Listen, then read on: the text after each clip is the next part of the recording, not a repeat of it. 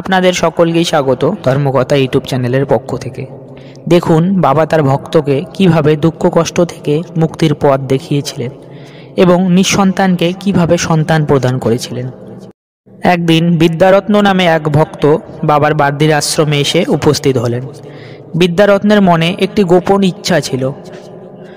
তিনি মনে মনে ঠিক করেছিলেন বাবার কাছে বিদায় নিয়ে কাশী চলে যাবেন চিরদিনের জন্য।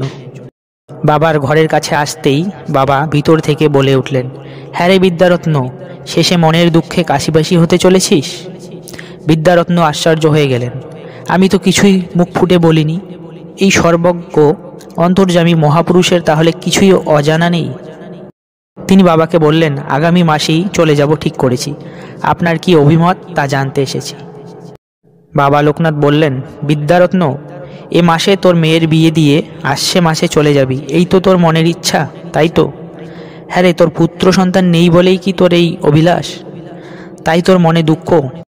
তারপর বাবা বললেন, তোর কাশী যাওয়া হবে না। তুই যেখানে আছিস সেখানেই থাকবি। অচিরেই তোর দুঃখ দূর হবে।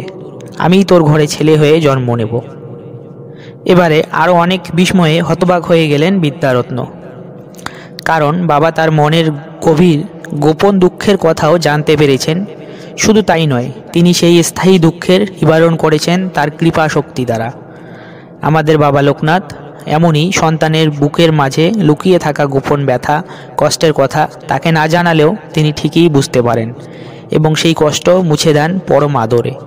জয় বাবা লোকনাথ, জয় মা লোকনাথ, জয় ব্রহ্ম লোকনাথ, জয় শিব লোকনাথ।